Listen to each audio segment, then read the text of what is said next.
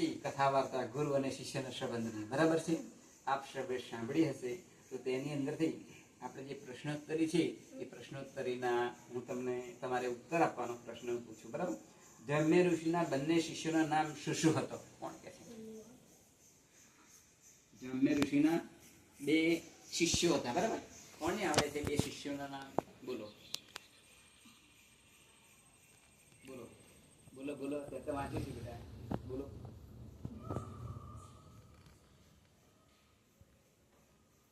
ઉપમન્યુ અને આરોણી. એટલે બરાબર તમે કથા વાર્તા સાંભળી નથી એમ આપણે ભણતા હોય ને તમે તો પણ આવું થાય કે બરાબર યાદ રાખવાનું, બરાબર? ચલો, ગુરુએ ઉપમન્યુ અને આરોણીને શું સેવા સોંપી હતી? જેને આપણે અથવા તો બોલા એક આવડતા હોય બરાબર. ગુરુએ ઉપમન્યુ અને આરોણીને શું સેવા સોંપી હતી? ઉપમન્યુને ગાયો ચરાવવાની. હા, અને આરોણીને બોલો.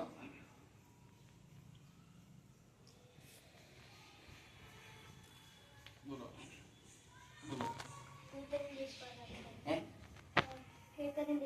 સરસ ઉભા થઈને બહુ સરસ સાચો છે. શું કરવાનું? ખેતરની દેખભાળ રાખવાની. તાળી પાડો બધા.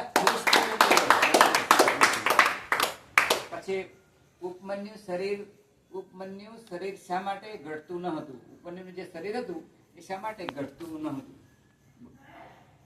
કારણ કે તે ગાયોનું દૂધ પીતો હતો. સરસ.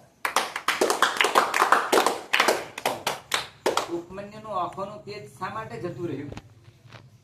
બોલો.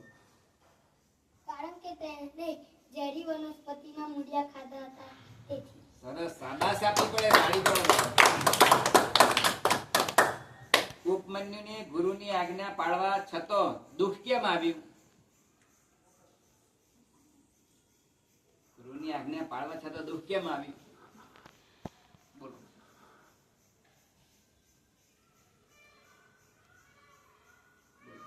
કારણ કે તે ગુરુને ભિક્ષા નતો આપતો. સરસ. ગુરુને ભિક્ષા આપતો નહોતો. આરુણીએ ગુરુની આજ્ઞા પાળવા શું કર્યું? આરુણીએ ગુરુની આજ્ઞા પાળવા શું કર્યું?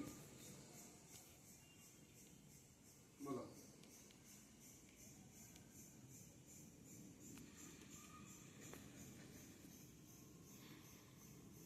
ખેતરની અંદર જે પાણી, ખેતરની દેખભાળ કરવા કીધેલું ને, તો એ ખેતરની અંદર પાણી વહી જતું હતું એટલે પોતે સૂઈ ગયો અને પોતે પાર બાંધી દીધી. તેમ છતાં પણ પાણી જતું હતું છતાં પણ એ જગ્યા પર સૂઈ ગયો છે. ગાબડું હતું. કેટલી કેટલી સેવા કરે છે જો ગુરુ. પછી ગુરુ આરોણી અને ઉપમન્યુ ઉપર શા માટે રાજી થયા? બોલો. બંને ઉપર ગુરુ રાજી થઈ ગયા. કેમ રાજી થઈ ગયા? કેમ રાજી થયા છે? બોલો. પૂરેપૂરી ગુરુની આજ્ઞા પાળી તો રાજી થઈ ગયા. તમે પણ ભણવા જાઓ અને ત્યાં ગાડી તમારે પણ તમારા જે ગુરુજી હોય એની આજ્ઞા તમે પાળો તો સાહેબ કેટલા ખુશ થાય અને તમને પણ સારું આવડી જાય, બરાબર છે? તો એ રીતે શિષ્યમાં કયા કયા ગુણો હોવા જોઈએ? બોલો. શિષ્યની અંદર કયા કયા ગુણો હોવા જોઈએ? કેવા કેવા ગુણો હોય જી? બોલો. શાબાશ. તાળી પાડો.